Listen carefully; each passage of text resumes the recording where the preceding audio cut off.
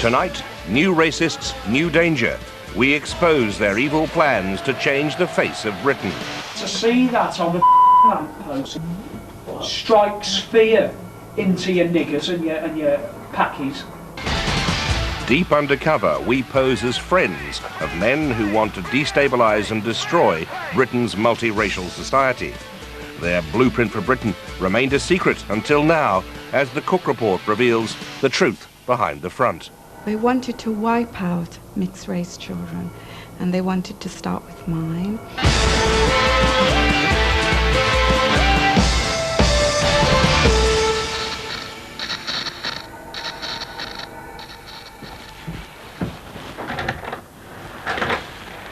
From this seedy Birmingham flat, we mounted a carefully planned undercover operation which was to last for 8 months. One of our team took on the identity of a former French foreign legionnaire working for the Front Nationale's pan-European movement. Another became a disgruntled British soldier wanting to do his bit for the British National Front.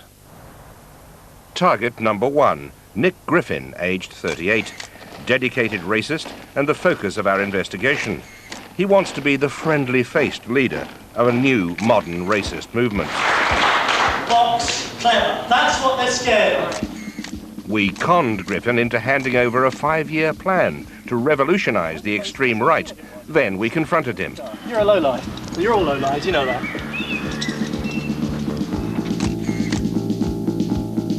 Target number 2, Wayne Ashcroft. Only 19, but a leading National Front official. Talent spotted by Griffin to be his number 2 in the new organisation.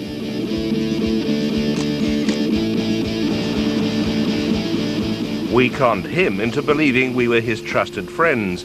We were even at his side as he fought the last election.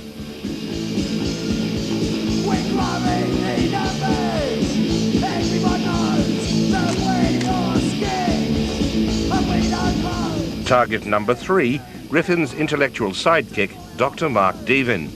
We expose how he planned to bring down a rival political party.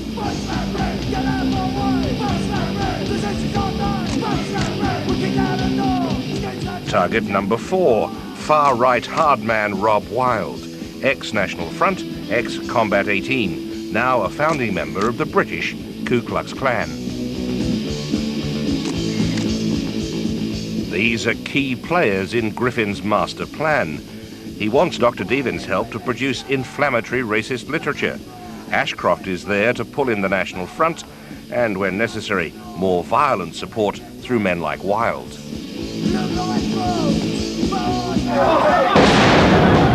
Combat 18 at work on the streets. Police action and internal splits have reduced Combat 18's prominence.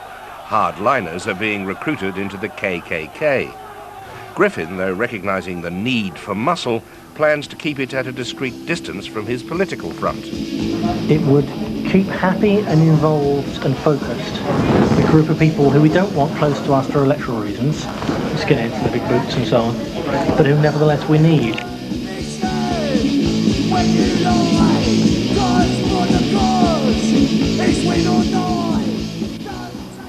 Griffin's ultimate aim is to replace both the National Front and the British National Party.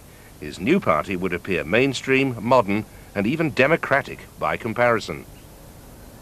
I think the real danger about Mr. Griffin is that he appears to be so respectable and straightforward and public-spirited, and therefore may attract other people who may also be totally respectable but naive enough to buy his horrendous political agenda.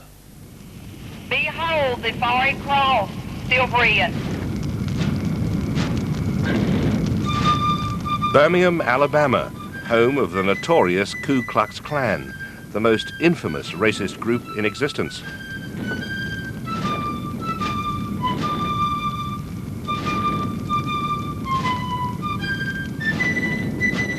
Their images and secretive ways are an inspiration for racists worldwide. Birmingham, England. A secret camera films the British Ku Klux Klan, formed just 6 years ago. It now has 5 major regional centres and has effectively replaced Combat 18. The KKK's preferred weapons are fear and intimidation. The mother of mixed-race children and the target of a 3-year hate campaign, this woman knows that all too well. I had paint stripper thrown over my car. I had SWAT stickers all over my car as well. I actually had my children being threatened because they wanted to get rid of mixed-race children and they wanted to start with mine.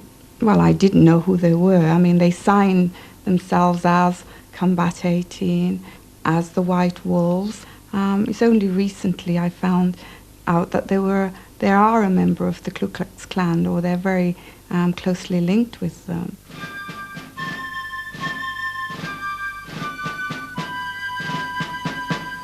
We split our undercover team into 2 units.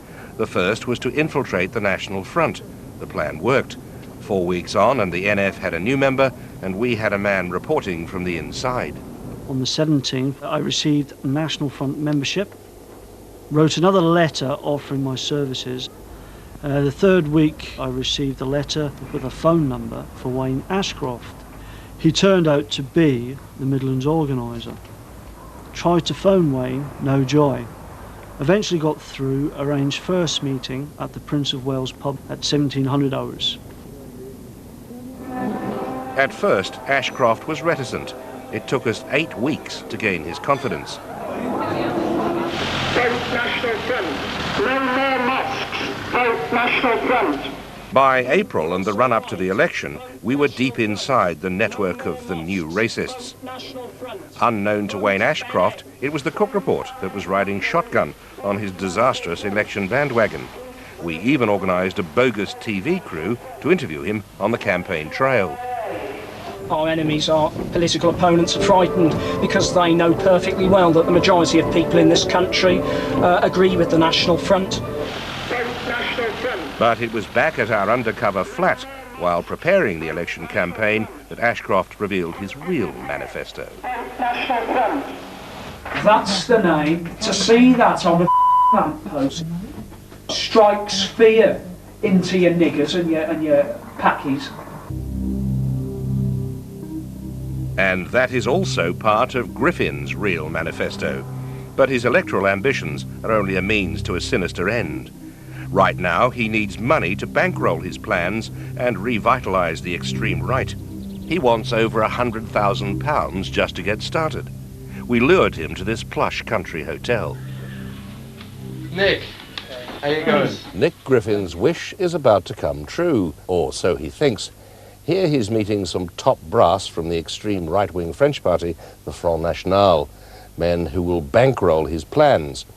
In fact, they're another Cook Report undercover team, and Griffin is about to star in a French farce. The extent to which I'm involved with the BNP is known only by very few folk, very few people indeed. If the Front Nationale forms a government, then the very fact of the name National Front in this country will have a huge credibility boost. I know one of the main people in it. There is a possibility, if things went right in this country, I think that we could amalgamate with them, which would be a major advantage. Whether it's called the BNP or possibly the British National Front, which would be a superb amalgamation, that's irrelevant and it's our problem, not yours. From November 1996 to April 97, we conned Griffin into attending no less than 34 meetings. He was so taken in, he even handed us a secret plan to harness right-wing violence without being seen to. It was decided, right, we need muscle. We will turn these thugs into political thugs. Didn't work. It was disaster, basically.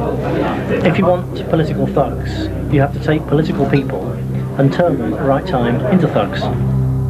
This was a crucial part of Griffin's 5-year plan to rebuild racist politics and destabilise British society. And he wanted the Cook Report's fictitious French backers to foot the bill. It was the evidence we wanted, but to get it, we had to overcome early suspicions. Before we met, I thought, well, this could well be Searchlight, our anti-fascist magazine. It could be the British television, it could be the Mossad, it could be the British intelligence service. It could be all sorts of different people. No one from the other side could sit in a room for 3 hours and talk as we talked.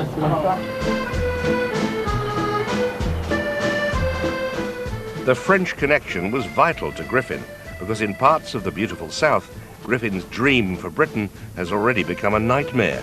The racists have taken control. In the picturesque town of Orange, the mayor, Jacques Bompard, has blocked the traditional right of councillors to perform marriage ceremonies. Effectively, this means that mixed-race couples like Jean-Marie Pointet and his North African fiancée are forced to leave town to be married. For anyone who knows a little about the history of the Front Nationale or the extreme right in general, this has come as no great surprise. For opposition councillor Line Seguré and former resistance fighter Lucien Dupost, the Front Nationale's actions had more sinister resonances. People don't realise what they're following. It's not so much that we're moving towards Nazism, we're up to our necks in it. Here in Orange, we're living under a real Nazi regime. If it extends, it would be just like a new Hitler era. I can't see much difference between Le Pen and Hitler.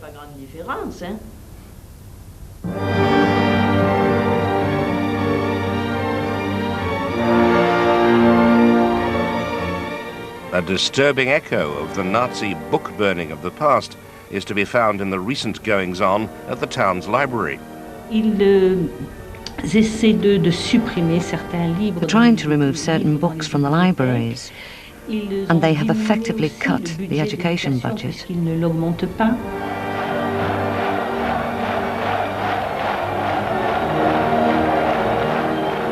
The popularity of Jean-Marie Le Pen in France is Griffin's inspiration in Britain, a fact which deeply concerns the committee set up by the European Parliament to monitor extremists.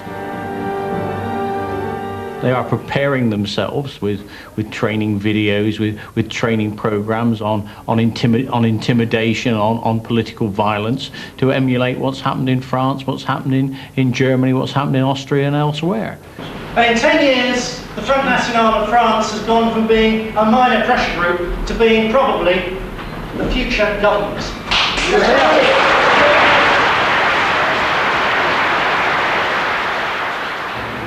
The station clock stopped at 10:25 as a massive explosion ripped through the central railway station, sending showers of splintered wood, masonry and glass for hundreds of yards.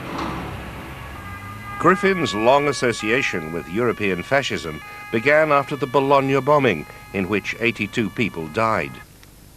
Later in London, Griffin teamed up with Roberto Fiore, still wanted today by the Italians for membership of the fascist outfit which carried out the bombing. During that time, as a National Front youth organizer, Griffin began to refine his convincing, affable style. Now, with Labour overwhelmingly back in power and promising to toughen up the race laws, Griffin is working to engineer a right-wing backlash. This was his theme at January's annual conference of the British National Party. It was held behind closed doors, but he invited his new French allies and, unwittingly, our cameras. And they call it multiculturalism, they call it love, they call it respect for others. I'll tell you what it is, it's genocide, and we're the victims. A month after his first meeting with his hoped-for French backers, Griffin made a written submission for funds and began to tell us everything. He told us how he wanted to take over the lucrative underground racist music industry and pour the money into his new party's coffers. The crucial thing is that a CD of a popular band costs 10 francs to produce, but it sells at, 120 francs.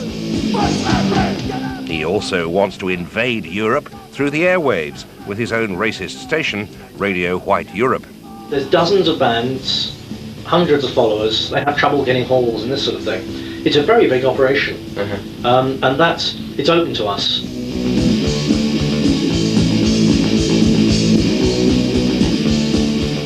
And then, most sinister of all, Griffin revealed his plan for an army of street thugs.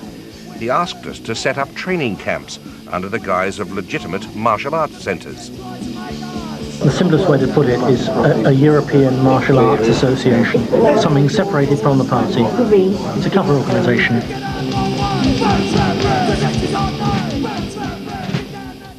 Griffin's aims and those of the British Ku Klux Klan are remarkably similar. Both are vehemently racist and anti-Semitic. Both are disillusioned with their current leadership. Both are trying to forge links in Europe. And both have used the National Front as a launch pad.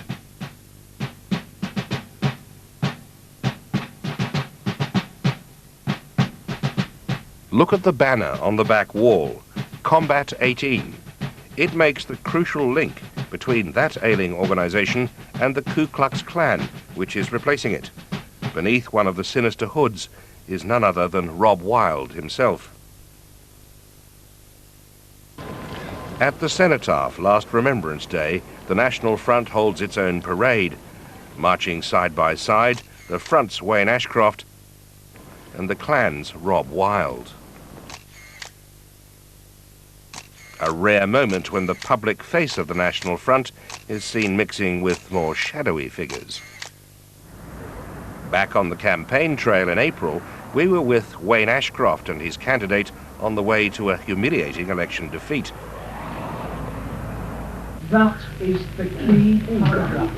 That is why we're called Nazis, fascists. On April the 15th, we were at the home of the National Front's chairman, John Macaulay, to finalise plans and collect the election manifesto. At one strategy meeting in a West Midlands pub, Ashcroft introduces his parliamentary candidate, Alan Humphreys. Ashcroft also let slip that he's in close contact with Griffin. Yeah, but who was that meeting with? Was it your own people? Nick Griffin at the BNP. Yeah. So, if you were talking to him fairly sort of regular, you know... Well, we are in close contact. Back at our seedy flat, Ashcroft went into greater detail. They're all after the top job. They all want to be the main Führer, the main dictator. Griffin will take over. You reckon? Of course he will.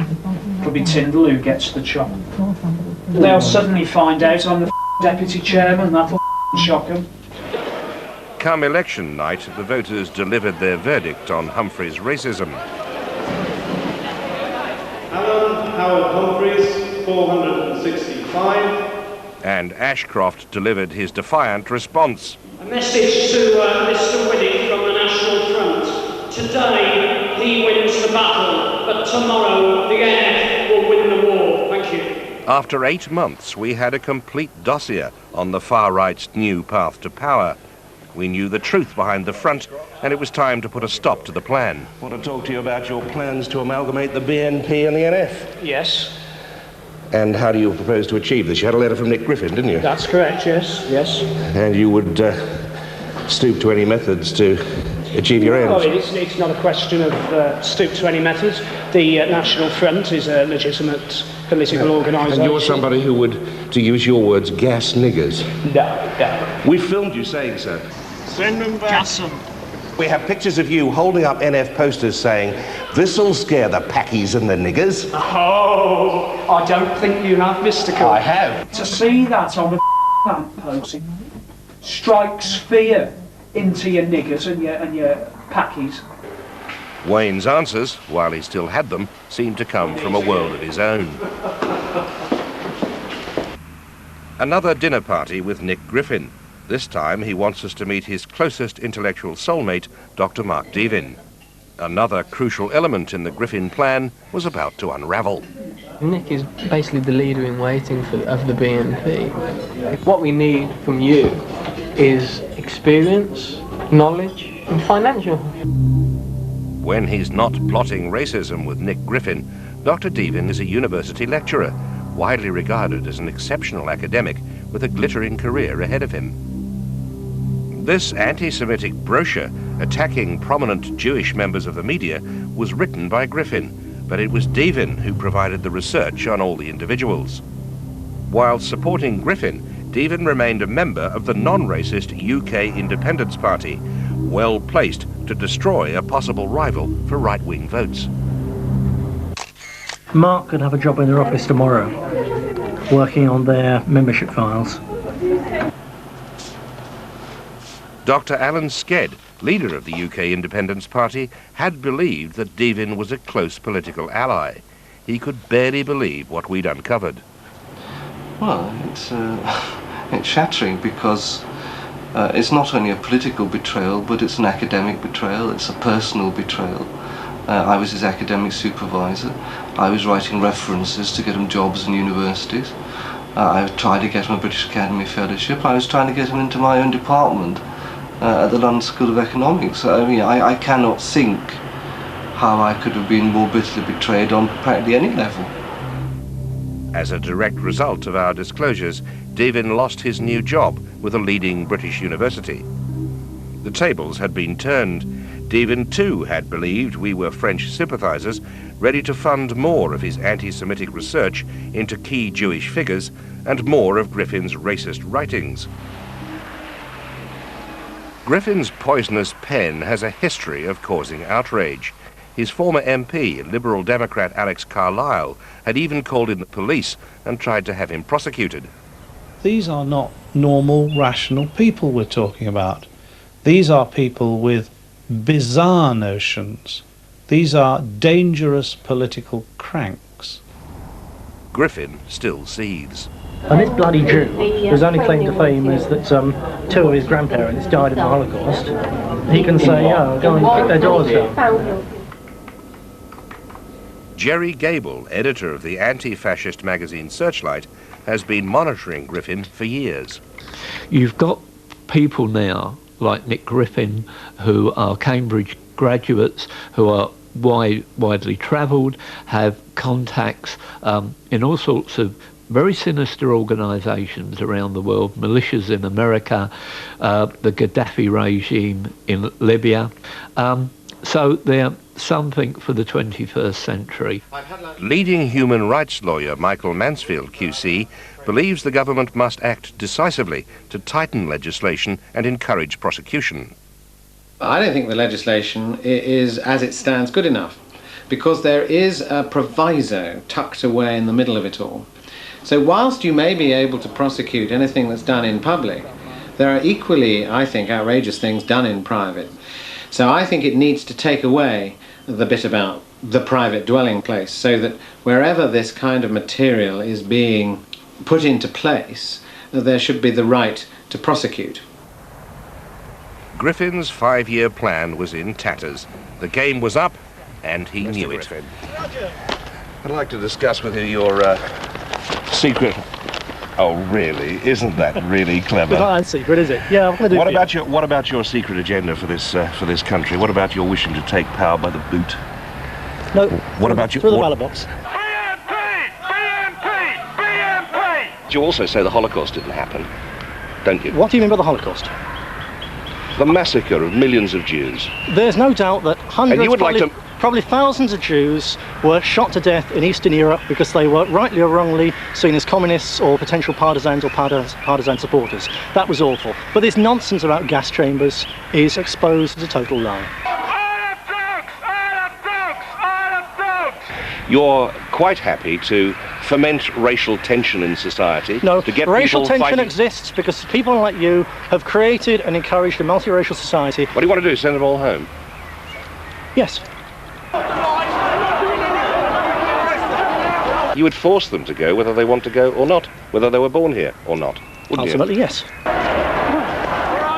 It's to be hoped that this will be Griffin's walk into political oblivion. You're a lowlife. Well, you're all lowlives, you know that.